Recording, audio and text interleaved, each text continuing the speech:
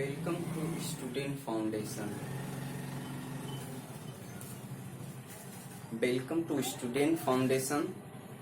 तो चलिए आज का वीडियो हम शुरू करते हैं। और आज जो हमारा टॉपिक है वह क्लास 10th साइंस से यूनिट सेकेंड अध्याय दूसरा, जिसमें हम अध्ययन करेंगे अम्ल, क्षार और लवण, एसिड, बेस एंड साल्ट। इसके बारे में इस पार्ट में हम अध्ययन करेंगे और जानेंगे कि एसिड क्या होता है और क्षार यानी बेस क्या होता है और साल्ट क्या होता है।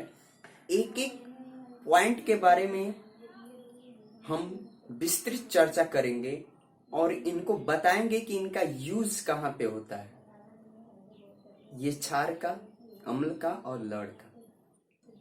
तो चलिए शुरू करते हैं आज की क्लास। पहला हमारा है अम्ल। अम्ल क्या होता है? जैसा कि आप सभी जानते हैं, एक साधारण परिभाषा है, अम्ल ऐसा पदार्थ होता है जो स्वाद में खट्टे होते हैं। अम्ल वे पदार्थ होते हैं जो स्वाद में खट्टे होते हैं। ये तो साधारण सी परिभाषा हो गई। और इसमें और थोड़ा जोड़ना चाहें तो जोड़ेंगे किस प्रकार कि अम्ल वे पदार्थ होते हैं जो स्वाद में खट्टे होते हैं और नीले लिटमस पेपर को लाल कर देते हैं। यानी लिटमस पेपर क्या होता है? ये एक सूचक होता है जो हमें अम्ल और क्षार की उपस्थिति होने की सूचना को दर्शाता है। ये जो इंडिकेटर का काम करता है और इस पे अम्ल की बूंद पड़ते ही जो नीला लिटमस पत्र होगा वह लाल हो जाएगा। और दूसरी परिभाषा अगर बताएं, इस लिटमस पेपर और ये नीला, ये आदि शब्द को भी जोड़कर यदि बताएं तो अम्ल वे पदार्थ होते हैं जो स्वाद में खट्टे होते हैं तथा नीले लिटमस पत्र को लाल कर देते हैं। उसे हम अम्ल कहते हैं। ये तो सिंपल तरीके से इसका डिफिनीशन हो गया। तो चलिए, और यदि अम्ल को विस्तृत रूप से जानना चाहें तो क्या होगा इसके बारे में। अम्ल शब्द की उत्पत्ति जो है लैटिन शब्द, लैटिन के एसिड से हुई है। एसिड से हुई है। अम्ल शब्द की उत्पत्ति जो है लैटिन भाषा के एसिड शब्द से हुई है। एसिड का अर्थ जो होता है सोअर, सोअर यानी खट्टा, SOUR, सोअर, अर्थात वे सभी पदार्थ जिनमें अम्ल उपस्थित होता है वह खट्टे होते हैं। जैसे नींबू हो गया, आपका इमली हो गया, संतरा हो गया। इनमें विभिन्न प्रकार के अम्ल उपस्थित होते हैं, जैसे नाइट्रिक अम्ल, सिट्रिक अम्ल, टार्टेरिक अम्ल। इन अम्लों की उपस्थिति के कारण ही इन फलों का स्वाद जो होता है वह सोअर होता है, खट्टा होता है।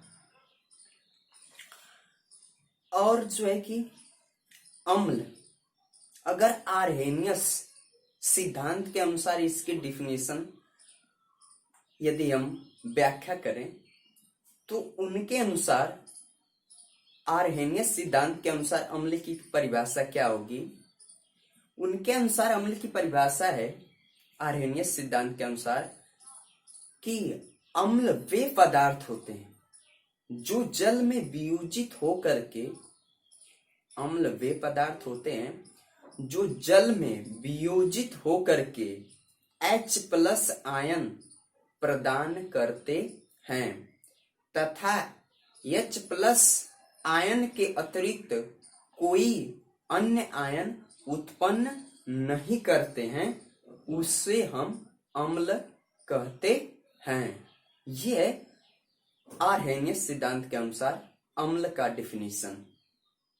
H+ आयन यानी इससे आपको स्पष्ट हो जाता है जो ये H+ आयन है, अर्थात अम्ल में जो है हाइड्रोजन तत्व हमारा उपस्थित होता है। अब बात आती है अम्ल के प्रकार की, यानी अम्ल कितने प्रकार के होते हैं, how many kinds of acid, और इनका यूज कहां पे होता है ये भी तो जानना पड़ेगा। इनका यूज क्या है और ये कितने प्रकार के होते हैं। तो चलिए, अगर हमें किसी प्रकार का डाउट हो रहा है कि अम्ल और जब क्षार दोनों शब्द एक साथ आते हैं तो इसका जो इंडिकेटर यानी सूचक जो होता है, इसमें थोड़ा सा हमें कंफ्यूजन हो जाता है कि अम्ल नीले लिटमस पत्र को लाल करता है या क्षार जो है लाल लिटमस पेपर को नीला करता है। इस दोनों को लेकर के हमारे मन में जो है कि थोड़ा सा कंफ्यूजन हो जाता है।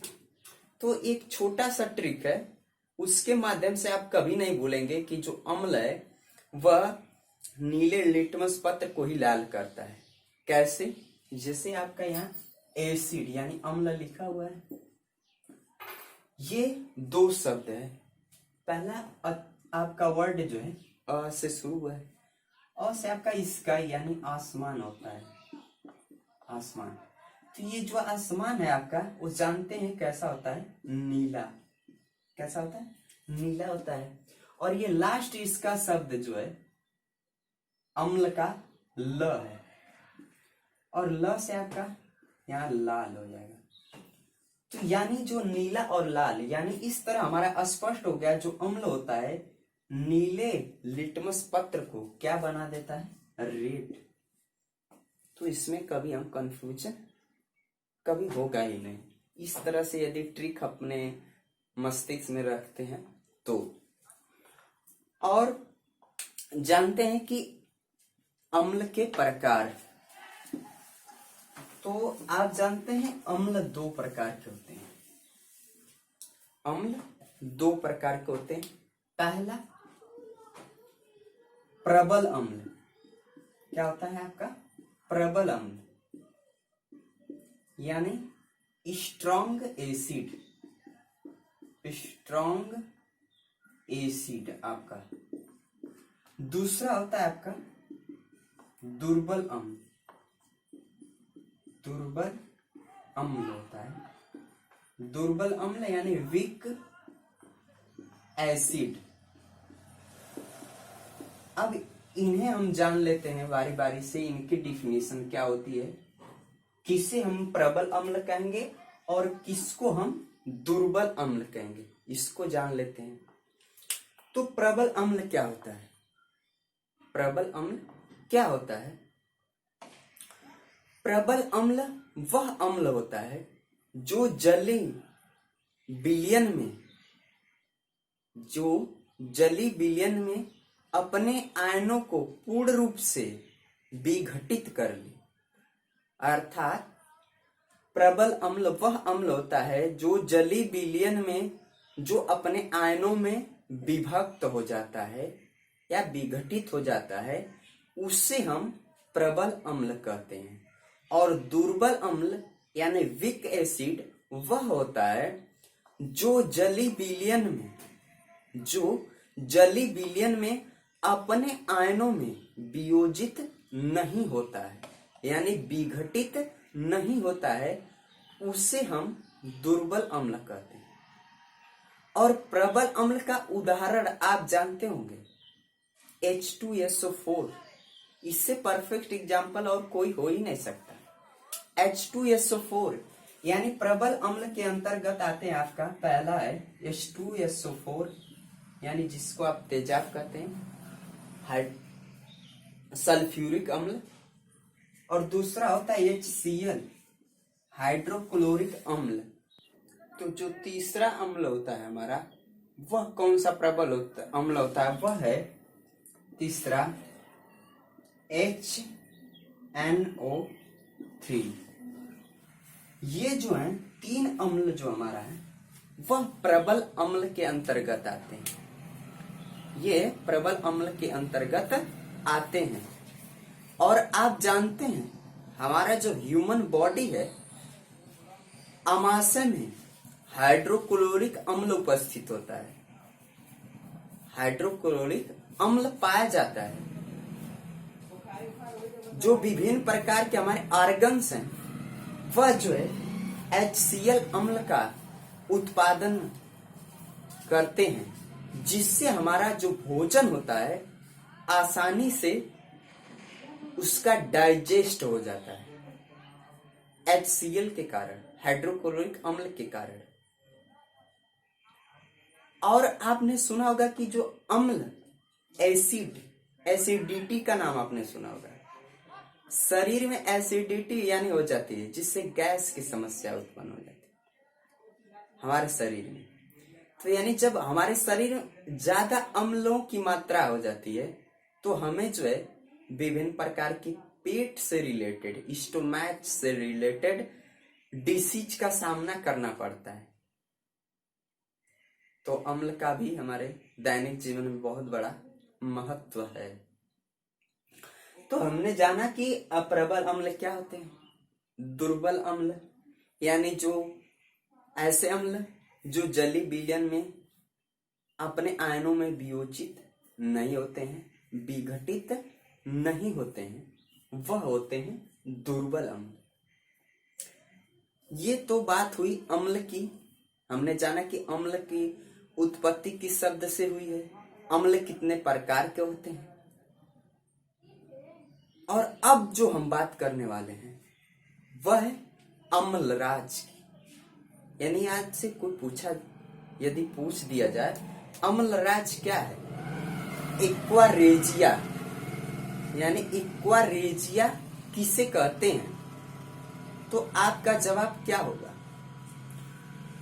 एक्वारेजिया यानी अम्लराज नाइट्रिक अम्ल और प्लस हाइड्रोक्लोरिक अम्ल का ताजा मिश्रण होता है, जिसे हम अम्लराज कहते हैं। और अम्लराज क्यों कहते हैं, इसको तो जानना पड़ेगा कि इसको अम्लराज क्यों कहा जाता है। एक्वारेजिया का सूत्र आप जानते हैं, HNO3 प्लस 3HCl, यहाँ पे संतुलित कर लेंगे, यहाँ 3 रहेगा तो ये संतुलित रहेगा हमारा। तो उसका जो सूत्र होता है HNO3 प्लस 3HCl, ये आपका एक्वारेजिया जो है यानी अम्लराज का सूत्र होता है। और जो अम्लराज होता है वह गोल्ड और प्लेटिनम जैसी धातुओं को भी गलाने की क्षमता रखता है। यानी इस प्रकार की नोबल धातुओं को भी गलाने की क्षमता रखता है, जिसके कारण हम इसे अम्लराज कहते हैं। और यह जो है टाइटेनियम और कुछ अन्य प्रकार की धातुओं को नहीं गला सकता है। तो इस प्रकार हम कभी कभी पूछा जाता है कि अम्लराज का रासायनिक सूत्र क्या होता है और इस अम्लराज क्या होता है। तो इसका हम साधारण सी परिभाषा बता देंगे। ये जो होता है नाइट्रिक अम्ल और हाइड्रोक्लोरिक अम्ल का मिश्रण होता है, जिसका अनुपात 1:3 का होता है। इन दोनों पदार्थों को मिला करके जो बनता है वह हमारा है एक्वारेजिया। और इनका उपयोग जो विभिन्न प्रकार के केमिकल्स, रासायनिक पदार्थों को बनाने में इनका जो है उपयोग होता है। तो इस वीडियो में हमने जाना अम्ल क्या है, अम्ल के प्रकार, अम्लराज। तो आज के लिए बस आज की क्लास में यहीं तक। अगर ये वीडियो आप तक किसी माध्यम से पहुंच रहा है तो दूसरे दोस्तों में शेयर जरूर करें। Thanks for watching.